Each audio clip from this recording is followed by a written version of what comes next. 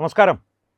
രാജ്യത്ത് പൊതുവെ നിലനിൽക്കുന്ന അരാജകത്വത്തിൻ്റെ ഒരു സാഹചര്യമുണ്ട് പലയിടങ്ങളിലായിട്ട്. രാജ്യം മുഴുവൻ അരാജകത്വത്തിലേക്ക് പോവുകയാണ് എന്നുള്ള ഇതിന് അർത്ഥമില്ല അതിന്. എന്നാൽ പോലും പല ശക്തികളും അത് ഭാരതത്തിനുള്ളിൽ നിന്നായാലും പുറമേ നിന്നായാലും ഉള്ളിൽ നിന്ന ശക്തികളെ പുറത്തു നിന്ന് നിയന്ത്രിക്കുന്നവരായാലും അത്തരത്തിലൊരു അരാജകത്വത്തിലേക്ക് രാജ്യത്തിനെ ഏറ്റവും ചുരുങ്ങിയത് രാജ്യ തലസ്ഥാനത്തെങ്കിലും തള്ളിവിടുവാനുള്ളൊരു ശ്രമങ്ങൾ ശക്തമായി തന്നെ നടക്കുന്നുണ്ട്. ആ സാഹചര്യത്തെ വളരെ വിശദമായി കുറിക്കുന്നൊരു കുറിപ്പ് സാമൂഹ്യ മാധ്യമങ്ങളിൽ വൈറലാവുന്നുണ്ട്. വാട്സപ്പിലൂടെയാണ് എനിക്ക് ആ കുറിപ്പ് ലഭിക്കുന്നത്.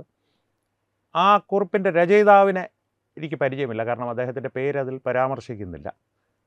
ആരായാലും ആ രചയിതാവിന് ക്രെഡിറ്റ് കൊടുത്തുകൊണ്ട് ആ കുറിപ്പ് ഞാൻ പ്രേക്ഷകരുമായി ഒന്ന് പങ്കുവയ്ക്കാം. അതിനപ്പുറത്തേക്കൊന്നും പറയേണ്ട കാര്യമില്ല, കാരണം ഈ ഒരു സാഹചര്യങ്ങളെ ചുരുക്കി വിശദീകരിക്കുവാനായി. അപ്പോൾ കുറിപ്പിലേക്ക് നേരെ പോകാം, കൂടുതൽ വലിച്ചു നീട്ടാതെ. കുറിപ്പ് തുടങ്ങുന്നത് ഇങ്ങനെയാണ്: കോക്രോച്ചുകൾ ജന്തർ മന്ദറിലേക്ക് തിരിച്ചിഴഞ്ഞു നീങ്ങുന്നു. Season 2 loading. Season 1 NEET NEET ആയിരുന്നു. പട്ടിണി സമര നാടകം, ലാത്തികൾ, കണ്ണീർവാതകം, അരാജകത്വം. 118 സുരക്ഷാ ഉദ്യോഗസ്ഥന്മാർക്ക് പരിക്ക്, 60 പ്രതിഷേധക്കാർക്ക് പരിക്ക്. സർക്കാർ വഴങ്ങി, ധർമ്മേന്ദ്ര പ്രധാൻ രാജിവെച്ചു. CJP വിജയം പ്രഖ്യാപിച്ചു. ജന്തർ മന്ദർ ഒഴിയപ്പെട്ടു, കുറച്ചു കാലത്തേക്ക് മാത്രം. ഇപ്പോൾ വരുന്നു സീസൺ 2.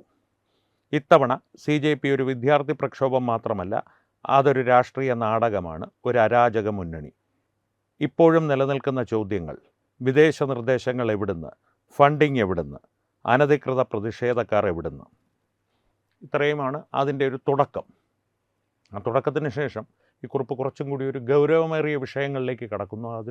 അവിടെയാണ് ഈ കുറിപ്പിൻ്റെ ഏറ്റവും പ്രസക്തമായ ഭാഗങ്ങൾ. ശ്രദ്ധിച്ച് കേൾക്കുക പ്രേക്ഷകർ, കാരണം തീയതികളാണ് പറയുവാൻ പോകുന്നത്. ഇനി അടുത്ത കുറച്ച് ആഴ്ചകളുടെ ഡൽഹി കലണ്ടർ നോക്കാം. 15 ഓഗസ്റ്റ് 2026 ചെങ്കോട്ട, ഇന്ത്യയുടെ 80ാം സ്വാതന്ത്ര്യദിനം. പ്രധാനമന്ത്രി മോദിയുടെ ചരിത്രപരമായ പ്രസംഗം. രാജ്യം ഉറ്റുനോക്കുന്നു. കൃത്യം അതേ ദിവസം തന്നെ CJP പുതിയൊരെണ്ണം ആരംഭിക്കുന്നു. സ്കൂൾ ഠീക്ക് കരോ, സ്കൂൾ നന്നാക്കൂ. ആധുനിക യുദ്ധതന്ത്രത്തിൻ്റെ ഒരു നിയമം ഓർക്കുക: പബ്ലിക് ടെലിവിഷൻ പ്രസംഗങ്ങളെ മറക്കും, അവർ പുക മാത്രം ഓർത്തു വയ്ക്കും. പബ്ലിക് എന്ന് പറയുന്നത് പൊതുജനം ടെലിവിഷൻ പ്രസംഗങ്ങളെ മറക്കും, അവർ പുക മാത്രം ഓർത്തു വയ്ക്കും. ഇനി അടുത്ത ഡേറ്റ് സെപ്റ്റംബർ ആദ്യവാരം. CJP മറ്റൊരു രാജ്യവ്യാപക ക്യാമ്പയിൻ ആരംഭിക്കുന്നു. ക്യാ ബോൾത്തി പബ്ലിക്, പബ്ലിക് എന്ത് പറയുന്നു. 10 സെപ്റ്റംബർ 2026 സുപ്രീം കോടതി PIL പബ്ലിക് ഇൻട്രസ്റ്റ് ലിറ്റിഗേഷൻ പരിഗണിക്കുന്നു, പൊതു താൽപ്പര്യ ഹർജി. സുപ്രീം കോടതി ചീഫ് ജസ്റ്റിസ് കോക്രോച്ച് പദം ദുരുപയോഗം ചെയ്തു എന്ന ആരോപണം. ഒരു തെരുവ് ക്യാമ്പയിന് വിധിന്യായത്തെ സ്വാധീനിക്കാനാവില്ല, പക്ഷേ അത് കോടതി മുറിക്കുള്ളിലെ ചർച്ചകളെ കീഴ്പ്പെടുത്തുവാനാകും.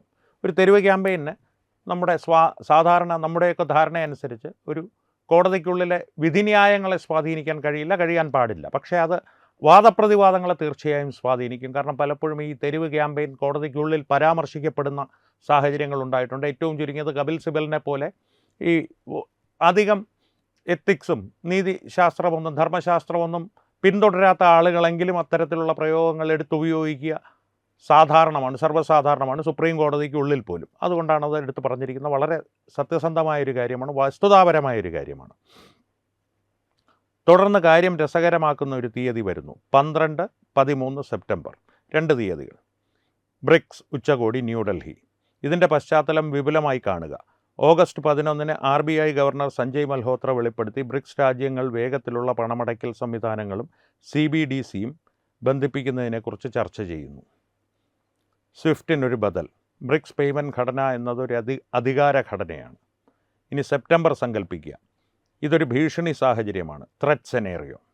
ഒരു ജനക്കൂട്ടം തടിച്ചുകൂടുന്നു, ഒരു ബാരിക്കേഡ് വീഴുന്നു, ഒരു കല്ല് പറന്നു വരുന്നു, പോലീസ് പ്രതികരിക്കുന്നു, ലാത്തി, കണ്ണീർവാതകം, സൈറനുകൾ. 10,000 ഫോണുകൾ ഉയരുന്നു. സൂര്യാസ്തമയത്തോടെ ബ്രിക്സ് 2ാം പേജാകുന്നു. കത്തുന്ന ഡൽഹി 1ാം പേജാകുന്നു. ആർക്കാണ് ലാഭം? പ്രസക്തമായ ചോദ്യമാണ്. ഇന്ത്യ അപമാനിക്കപ്പെടണമെന്ന് ആഗ്രഹിക്കുന്ന ആർക്കും ആ ലാഭം ആർക്കാണെന്നുള്ളതിൻ്റെ ഒരു പട്ടികയാണ് തുടർന്ന് പറയുന്നത്. ഭരണകൂടത്തിൻ്റെ അമിത പ്രതികരണം ആഗ്രഹിക്കുന്ന ആർക്കും, യുവാക്കളുടെ രോഷം ഭാരതത്തെ ബലഹീനമാക്കി മാറ്റുവാൻ ആഗ്രഹിക്കുന്ന ആർക്കും. ഇൻ്റലിജൻസ് ഏജൻസികൾ ഈ സാധ്യതയെ മുൻകൂട്ടി കണ്ട് തന്ത്രങ്ങൾ മെനയുമോ? തീർച്ചയായും യെസ്. അവരങ്ങനെ ചെയ്തില്ലെങ്കിലേ അത്ഭുതമുള്ളൂ. മുകളിൽ ഹാഷ്ടാഗുകളുടെ പ്രവാഹം, താഴെ ജനക്കൂട്ടം, എല്ലായിടത്തും ക്യാമറകൾ. ഇന്ത്യൻ ഭരണകൂടം 2 കാര്യങ്ങൾ ഇനി കൂടുതൽ ശ്രദ്ധിക്കും. പണത്തിൻ്റെ വഴി പിന്തുടരുക, സർക്കാരിനുള്ളിലെ നുഴഞ്ഞുകയറ്റക്കാരെ കണ്ടെത്തുക. ഇതിലൂടെ ഏകോപിപ്പിച്ച കൃത്രിമങ്ങൾ തുറന്നു കാട്ടുക. മറ്റൊരാൾ നമ്മുടെ കഥ നിയന്ത്രിക്കുന്നതിന് മുമ്പ് പ്രതിച്ഛായയുടെ നിയന്ത്രണം കൈക്കലാക്കുക. ഇതുവരെ ഞാൻ വായിച്ച അല്ലെങ്കിൽ പ്രേക്ഷകരുമായി പങ്കുവച്ച കുറിപ്പിലെ ഏറ്റവും പ്രസക്തമായൊരു വരിയാണിത്. ഒരിക്കൽ കൂടി ഞാനത് പങ്കുവയ്ക്കാം. മറ്റൊരാൾ നമ്മുടെ കഥ നിയന്ത്രിക്കുന്നതിന് മുമ്പ് പ്രതിച്ഛായയുടെ നിയന്ത്രണം കൈക്കലാക്കുക. ഈ ഒരു വിഷയത്തിൽ മാത്രമാണ് മോദി സർക്കാരിൻ്റെ ഭാഗത്തു നിന്ന് പലപ്പോഴും ഉണ്ടാകുന്ന ഒരു ശ്രദ്ധക്കുറവ് എന്ന് എനിക്ക് വ്യക്തിപരമായിട്ട് പലപ്പോഴും തോന്നിയിട്ടുണ്ട്. കാരണം ഇന്നേ വരെ ഭാരതം കണ്ടിട്ടില്ലാത്തത്ര മേന്മയുള്ളൊരു ഭരണം, മെച്ചപ്പെട്ടൊരു ഭരണം കാഴ്ചവെക്കുന്ന സർക്കാരിന് കൃത്യമായിട്ടൊരു ആഖ്യാന നിയന്ത്രണം, ഒരു നറേഷൻ, അതിനെ നിയന്ത്രിക്കുന്ന ഒരു സാമൂഹ്യ മാധ്യമ സംവിധാനം ഇല്ല. പുറമെ നിന്നത് ചെയ്യുവാൻ ശ്രമിക്കുന്ന സംഘപരിവാർ, BJP, നരേന്ദ്രമോദി ദേശീയ അനുകൂലികൾ ചിന്നിച്ചിതറിക്കിടക്കുകയാണ്. അതുകൊണ്ട് തന്നെ മറുവശം സംഘടിതമാണ്, ശക്തമാണ്, അവരുടെ പക്കൽ പണമുണ്ട്, അവർക്ക് ലക്ഷ്യങ്ങളുണ്ട്, അവരാ ലക്ഷ്യങ്ങൾക്ക് വേണ്ടി ഏകമനസ്സോടുകൂടി പ്രവർത്തിക്കുന്നു. മറുവശത്ത് അതില്ല. അതുകൊണ്ട് തന്നെ ഈ വരി വളരെ പ്രസക്തമാണ്. ഒരിക്കൽ കൂടി ഞാൻ വായിക്കാം. മറ്റൊരാൾ നമ്മുടെ കഥ നിയന്ത്രിക്കുന്നതിന് മുമ്പ് പ്രതിച്ഛായയുടെ നിയന്ത്രണം കൈക്കലാക്കുക. കാരണം ഇന്നത്തെ ഏറ്റവും വില കുറഞ്ഞ ഭൗമരാഷ്ട്രീയ ആയുധം ഒരുപക്ഷെ മിസൈലായിരിക്കില്ല. അത് ചിലപ്പോൾ മോശമായി കൈകാര്യം ചെയ്ത ഒരു തെരുവിലേക്ക് തിരിച്ചു പിടിച്ചൊരു ക്യാമറ മാത്രമായിരിക്കും. ഒരിക്കൽ കൂടി വായിക്കാം. മറ്റൊരാൾ നമ്മുടെ കഥ നിയന്ത്രിക്കുന്നതിന് മുമ്പ് പ്രതിച്ഛായയുടെ നിയന്ത്രണം കൈക്കലാക്കുക. കാരണം ഇന്നത്തെ ഏറ്റവും വില കുറഞ്ഞ ഭൗമരാഷ്ട്രീയ ആയുധം ഒരുപക്ഷെ മിസൈലായിരിക്കില്ല. അത് ചിലപ്പോൾ മോശമായി കൈകാര്യം ചെയ്ത ഒരു തെരുവിലേക്ക് തിരിച്ചു പിടിച്ച ഒരു ക്യാമറ മാത്രമായിരിക്കും. മോശമായി കൈകാര്യം ചെയ്ത തെരുവിലേക്ക് തിരിച്ചു പിടിച്ച ക്യാമറ എന്ന് പറയുന്ന ആ തെരുവിൻ്റെ കാര്യം ഒന്ന് വിശദീകരിക്കണമെന്ന് തോന്നുന്നു. കാരണം ഒരു സംഘർഷമുണ്ടാകുമ്പോൾ പോലീസിൻ്റെ ബലപ്രയോഗം അത് അമിത ബലപ്രയോഗമായി വ്യാഖ്യാനിക്കപ്പെടുവാൻ അധിക നേരമൊന്നും വേണ്ട. അതിനെയാണ് ഈ മോശമായി കൈകാര്യം ചെയ്യപ്പെട്ടൊരു തെരുവെന്ന് പറയുന്നത്. അവിടേക്ക് തിരിച്ചു വെച്ച ഒരു ക്യാമറ ഈ ഒരു വലിയ ആയുധമായി, മിസൈലിനേക്കാൾ ശക്തമായൊരു ആയുധമായി വന്ന് ഭവിച്ചേക്കാം. അത് വളരെ വസ്തുതാപരമായ കാര്യമാണ്. പക്ഷേ ഒരിക്കൽ കൂടി പ്രേക്ഷകരെ ഞാനൊന്ന് ഓർമ്മിപ്പിക്കുന്നു. ഈ കുറിപ്പിലെ ഏറ്റവും പ്രസക്തമായ ആ വരി, മറ്റൊരാൾ നമ്മുടെ കഥ നിയന്ത്രിക്കുന്നതിന് മുമ്പ് പ്രതിച്ഛായയുടെ നിയന്ത്രണം കൈക്കലാക്കുക.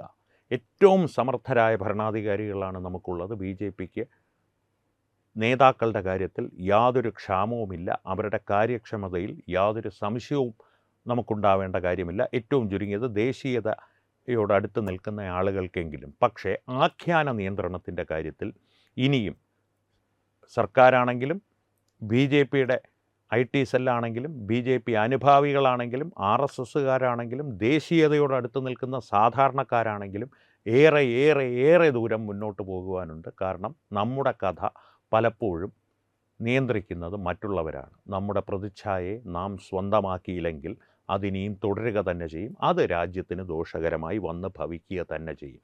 നമ്മുടെ ലക്ഷ്യം, നമ്മുടെ ഈഗോയോ നമ്മുടെ അഹമോ ഇതിനൊക്കെ അപ്പുറം ദേശീയത എന്ന നമ്മുടെ ഒരു അടിസ്ഥാന തത്വം, ശ്രേഷ്ഠ ഭാരതമെന്നുള്ള നമ്മുടെ ലക്ഷ്യം, പരമവൈഭവത്തിലെത്തുന്ന നമ്മുടെ രാഷ്ട്രം, ഈ 80ാം സ്വാതന്ത്ര്യദിനത്തിലെങ്കിലും അതിനുവേണ്ടി പ്രവർത്തിക്കുവാൻ നാം ഒരുങ്ങണം എന്നുള്ളൊരു സൂചന കൂടിയാണ് ഈ കുറിപ്പ്.